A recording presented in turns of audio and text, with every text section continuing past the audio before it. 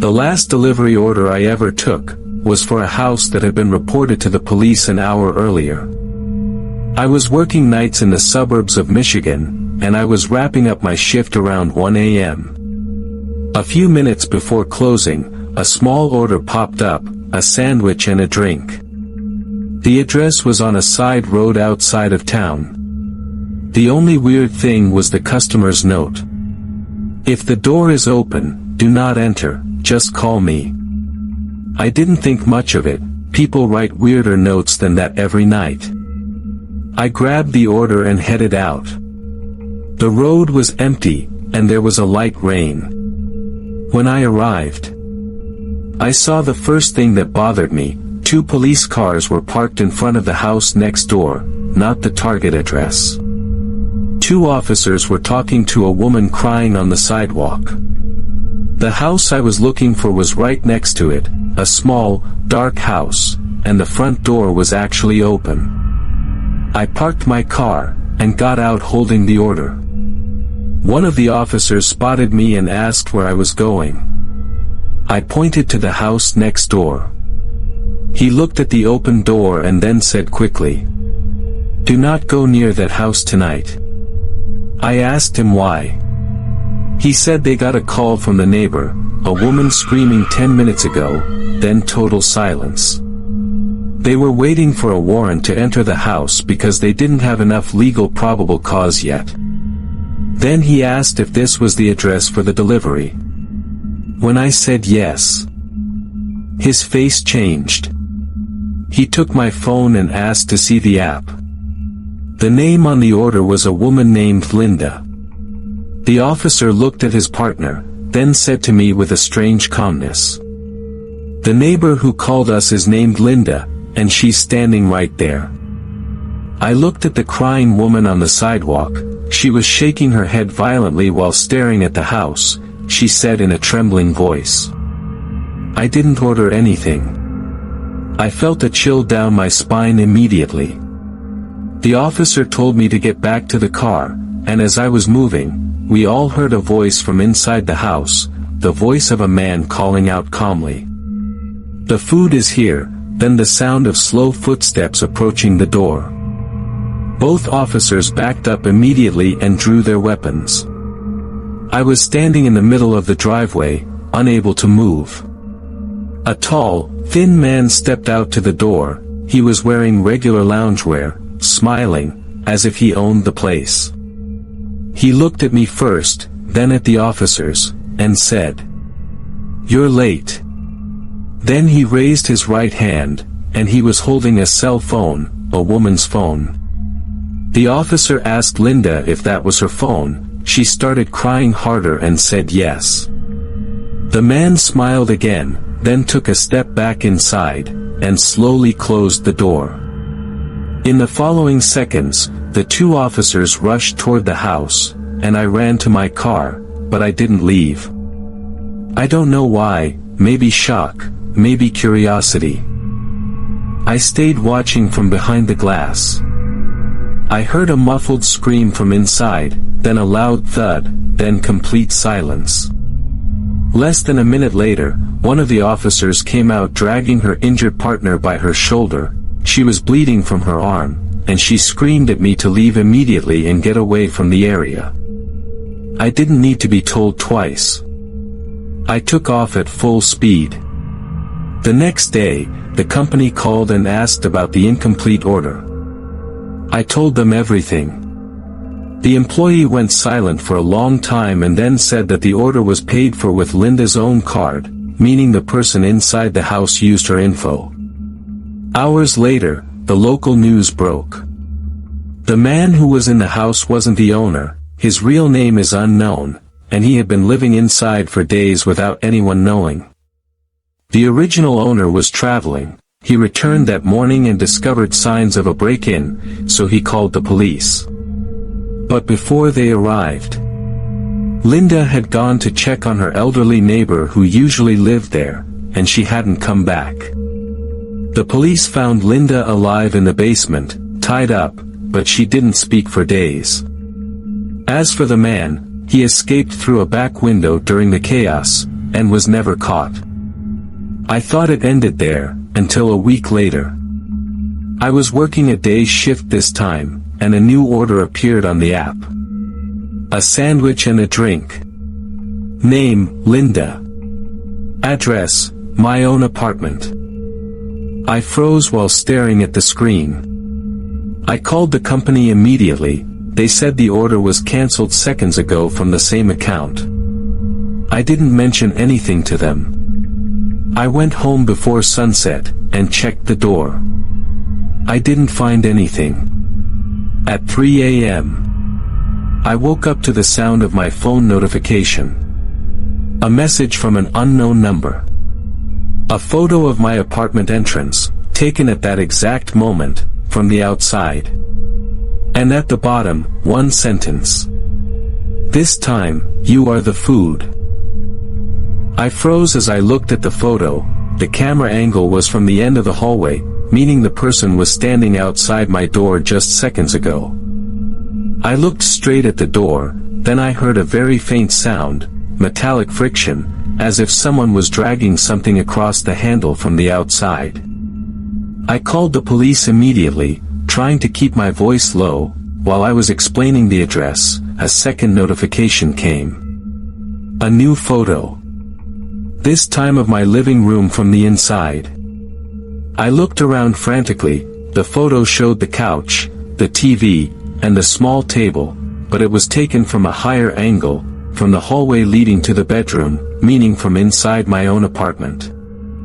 I ran to the kitchen and grabbed the biggest knife I could find, and started searching the place step by step. The bathroom was empty, the kitchen was empty, nothing under the bed, nobody behind the curtains. There was nowhere for a grown man to hide. And yet, the photo was real. It wasn't old. On the table, the glass of water I drank 4 minutes ago was visible. I heard a soft knock on the apartment door. 3 knocks. Then silence.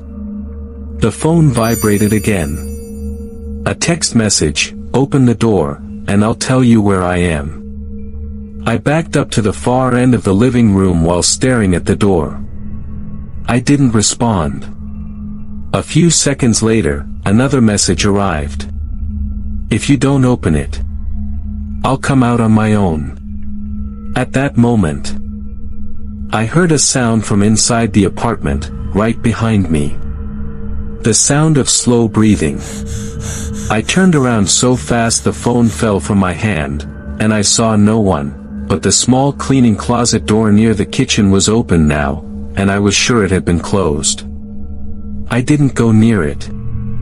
I stayed holding the knife with both hands, watching the black gap of the door. Then something slowly came out of it. A hand. A thin, pale man's hand. Its fingers were very long, touching the floor first. Then it started dragging the rest of the body out as if the closet was deeper than it was supposed to be. I screamed and backed up until I hit the wall. The man came out fully, the same man I saw at the house that night, the same calm smile, the same empty eyes. He said in a very low voice, "Delivery." Then the lights went out. I heard my own screaming more than I heard it with my ears. I threw the knife and bolted toward the door in the dark. I tripped. I hit the table. I finally found the handle. I opened it and ran into the outer hallway barefoot, screaming for help. Neighbors came out of their apartments, and seconds later, the police arrived at the building. They entered the apartment with me. They found no one. All the windows were locked from the inside, and there was no other exit. The closet was completely empty, so narrow that a small child could barely fit in it. As for my phone, it was on the floor, open to one last message. You should have left a tip. I moved out of that place that same week. I changed states, and I changed my job. I never used delivery apps again. But a month ago, I was in a hotel on a highway during a business trip. I ordered dinner from the hotel restaurant itself, no app. No outside delivery, just room service.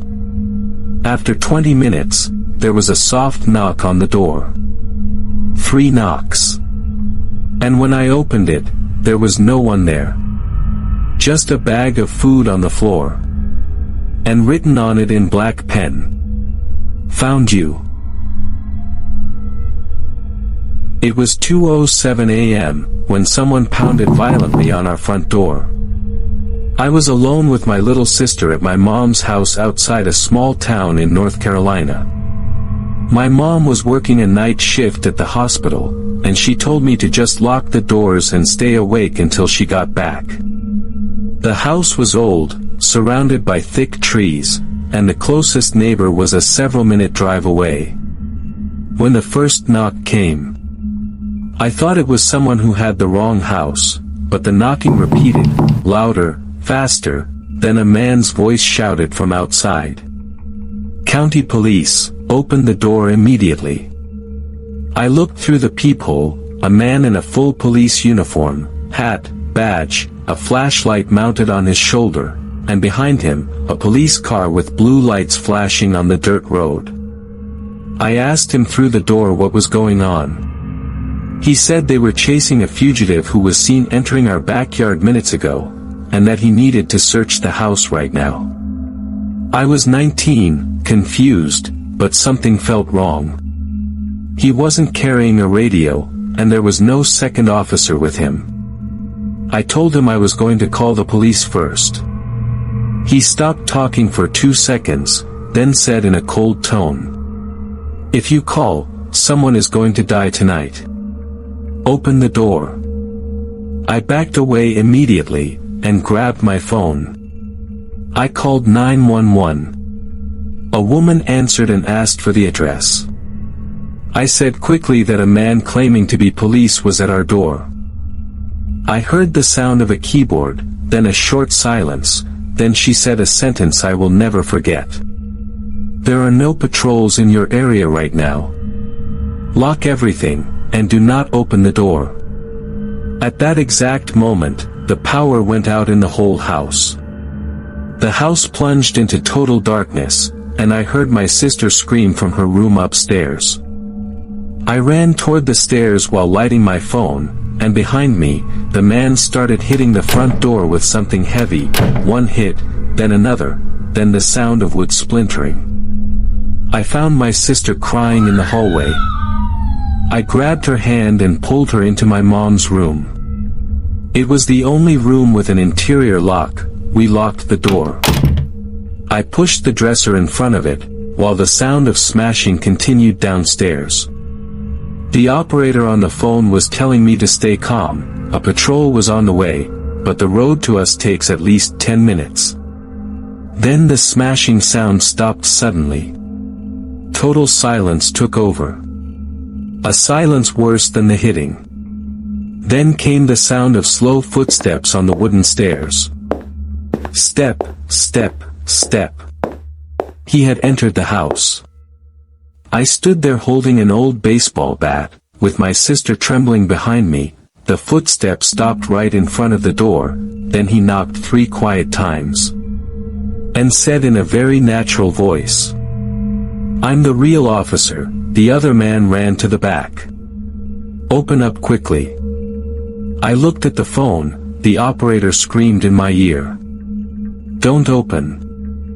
Do not open the door under any circumstances."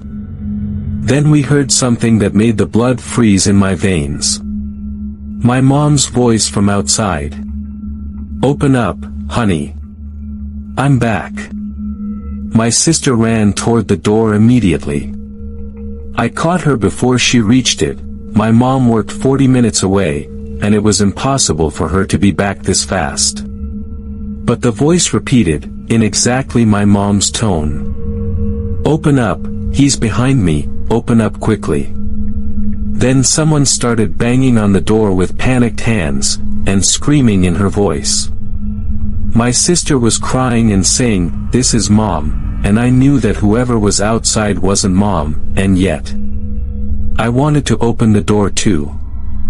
Then we heard a short, muffled laugh, followed by footsteps slowly moving away in the hallway. He knew he almost succeeded. And the real night began after that. About a minute later, a sound came to us from the bottom floor, the sound of kitchen drawers opening, pots falling, glass breaking. He was moving freely inside our house, as if he knew we were trapped and couldn't escape. I called my mom, she didn't answer. I called again, no answer. Then I got a message notification from her. A photo. I opened it, and it was a photo of my mom inside her car, her hands tied, her mouth covered with tape, and her eyes wide with terror. And in the background, the same blue police car lights. Then one text message. Open the door, or she dies first. I felt like my legs could no longer carry me. He had taken my mom before he came to us. My sister saw the photo and completely collapsed. I tried to call the police again, the line cut off. No signal. After that, he started pushing something heavy in the hallway outside the room, wood dragging on the floor, then it stopped in front of the door. Then his voice. Last chance. I didn't answer. He started hitting the door with an axe. The first hit, the wood cracked. The second hit, a hole the size of a fist appeared. My sister was screaming, and I was pushing the dresser with my shoulder. The third hit, the lock broke in half. At that moment, I remembered the small bathroom window connected to my mom's room. I pulled my sister, and we kicked the internal bathroom door. It opened. I lifted the window with difficulty, it was very narrow. I pushed my sister out first, she cut her arms while going out, then I heard a fourth hit behind me, the door began to collapse. I pushed her out onto the low roof above the back porch, and I followed right after her. We jumped to the ground, and ran toward the woods behind the house, barefoot, in the dark, under the light rain. Right behind us, we heard the door shatter. Then his voice screaming with real anger for the first time. Get back here. We ran through the trees without a direction, my sister falling and me picking her up, branches scratching our faces, then flashlight beams appeared behind us through the trees, he was chasing us. We heard an engine sound too. The fake police car was moving around the woods from the side road to cut off our escape. We reached an old farm fence. I lifted my sister over it, and while I was climbing, someone grabbed my foot from behind. I fell to the ground hard. I turned, it was him. No hat now, his face pale, smiling, holding my ankles with both hands. I kicked his face with everything I had, he let go for a second. I climbed the fence and jumped to the other side. We ran toward a distant house where lights finally appeared. I started screaming with all my strength, an old man came out carrying a shotgun, then his wife appeared behind him, and when the man saw the person coming from the darkness, he aimed his weapon at him. The fake stopped, then slowly went back into the trees, and disappeared. The Real police arrived minutes later. They went back to our house, they found the door shattered, the house flipped upside down, but they didn't find my mom. They only found her phone, on the kitchen table. And her car keys. And the fake police car had vanished. They searched for days in the woods and nearby roads, they never found a trace of her. 7 months later, they found the car in a lake 50 miles away. It was empty. And they never found the man either.